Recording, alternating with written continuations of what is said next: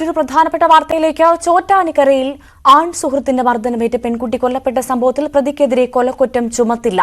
മനഃപൂർവ്വമായ നരഹത്യ കുറ്റമായിരിക്കും പ്രതിക്കെതിരെ ചുമത്തുക. Postmortem റിപ്പോർട്ടിലെ കണ്ടെത്തലിനെ അടിസ്ഥാനമാക്കിയാണ് കൊലക്കുറ്റം ഒഴിവാക്കിയത്.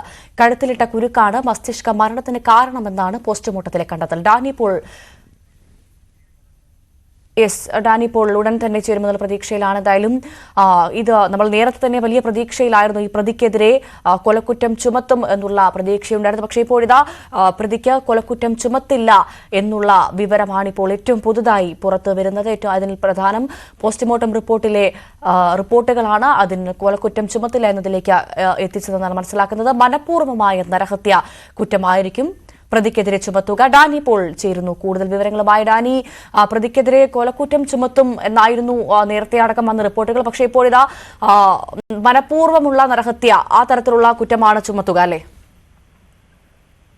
അതെ, അങ്ങനെയാണ് പോലീസിന് നിന്ന് അറിയാനായിട്ട് സാധിക്കുന്നതിന് പ്രധാനമായ ഒരു കാരണം ഇതിൽ ഇയാളുടെ ഒരു മൊഴി കൂടി നിലനിൽക്കുന്നുണ്ട്. കാരണം അവർ അത് ആത്മഹത്യ ചെയ്യാനായിട്ട് ശ്രമിച്ചു. അതിൽ ഇയാളാണ് ഈ പ്രതി അനൂപാണ് അവരെ ഷാൾ മുറിച്ച് താഴെ ഇട്ടത് എന്നതുകൂടി വരുന്നുണ്ട്. അപ്പോൾ അത്തരം കാര്യങ്ങൾ, അങ്ങനെ ഒരു കൊല ചെയ്യാൻ വേണ്ടി ചെല്ലുന്ന ആൾ ആ രീതിയിൽ പെരുമാറില്ല, അല്ലെങ്കിൽ ആ രീതിയിലേക്ക് കാര്യങ്ങൾ കൊണ്ടെത്തിക്കില്ല എന്നതാണ് പോലീസ് ഉദ്യോഗസ്ഥരുമായി ബന്ധപ്പെട്ട് ചൂണ്ടിക്കാണിക്കുന്നത്. അങ്ങനെയൊരു ആനുകൂല്യം അവിടെ നിലനിൽക്കുന്നുണ്ട് എന്നതാണ്. അതുകൊണ്ട് തന്നെയാണ് ഈ രീതിയിൽ പ്രതിക്കെതിരെ കൊലക്കുറ്റം ചുമത്താതെ മനഃപൂർവ്വമായ നരഹത്യ എന്ന രീതിയിലേക്ക് കാര്യങ്ങൾ വരികയും ചെയ്യുന്നത്. ഇതാണ് പോസ്റ്റ്മോർട്ടം റിപ്പോർട്ടിൽ ഉള്ളത്.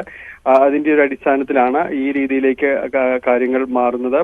കഴുത്തിലിട്ട കുരുക്കാണ് മസ്തിഷ്ക മരണത്തിന് കാരണമെന്ന് തന്നെയാണ് കണ്ടെത്തിയിരിക്കുന്നത്. പക്ഷേ അവിടെ നിന്ന് ഇയാൾ രക്ഷപ്പെടുത്താൻ ശ്രമിച്ചു എന്ന രീതിയിൽ കൂടി പോലീസിന് ഇയാൾ മൊഴി നൽകിയിട്ടുണ്ട്. അതിനെ സാധൂകരിക്കുന്ന രീതിയിൽ തന്നെയാണ് ഇതിന്റെ ഒരു കണ്ടെത്തലായിട്ട് വന്നിട്ടുള്ളത്. മറ്റൊന്ന്, ഇയാൾ അന്നേ ദിവസം ഞായറാഴ്ചയാണ് ഇവരെ ഈ പെൺകുട്ടിയെ ആശുപത്രിയിലേക്ക് മാറ്റുന്നത്. അന്ന് ഞായറാഴ്ചയും ഇയാൾ രാത്രി അവിടെ എത്തിയിരുന്നതായിട്ട് പോലീസിന് മൊഴി നൽകിയിട്ടുണ്ട്. കാരണം അവർ ആ വീടിനകത്ത് വെളിച്ചം കണ്ടു, ലൈറ്റ് ഇട്ടിരിക്കുന്നത് കണ്ടു. ഇയാൾ ധരിച്ചത് അവർക്ക് കുഴപ്പമൊന്നും സംഭവിച്ചിട്ടില്ല, അതുകൊണ്ടാണ് വീടിനകത്ത് ആളുണ്ട് എന്ന രീതിയിലാണ് ഇയാൾ മനസ്സിലാക്കി തിരിച്ചു പോവുകയായിരുന്നു എന്ന രീതിയിലും മൊഴി നൽകിയിട്ടുണ്ട്.